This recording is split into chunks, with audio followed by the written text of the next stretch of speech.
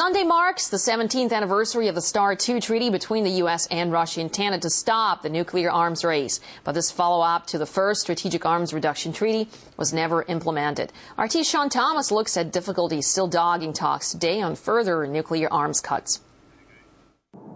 17 years have passed since Russia and America signed the START II treaty, perhaps the most significant deal never to be enforced by either of the countries involved. It was absolutely impossible to implement that treaty, especially for Russia.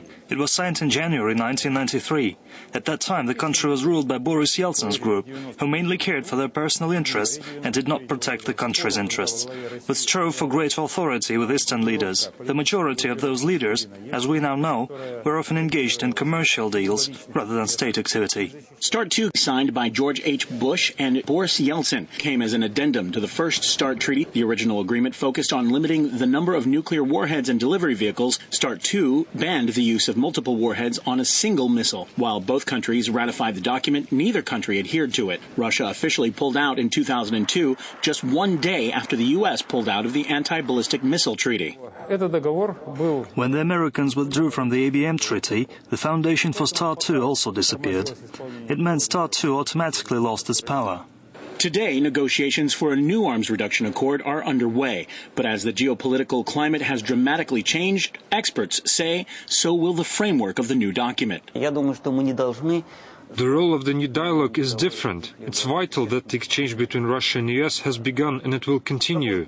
The role of a new treaty will be to set a constructive interaction between the countries on the path of this dialogue, as this dialogue will include not only arms reduction.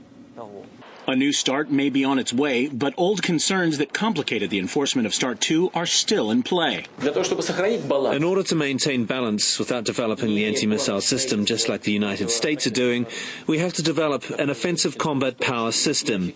We have to improve the exchange of information. Let our American colleagues fully inform us about their anti-missile system, and in return we'll offer them information on our offensive armaments.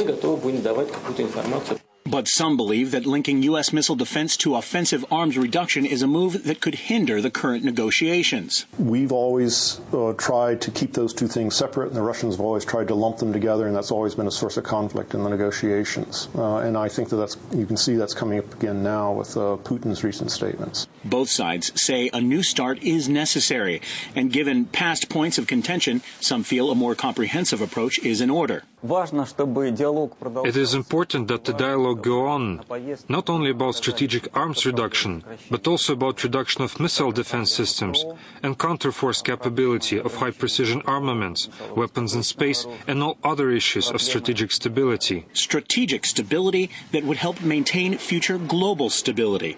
Sean Thomas, RT.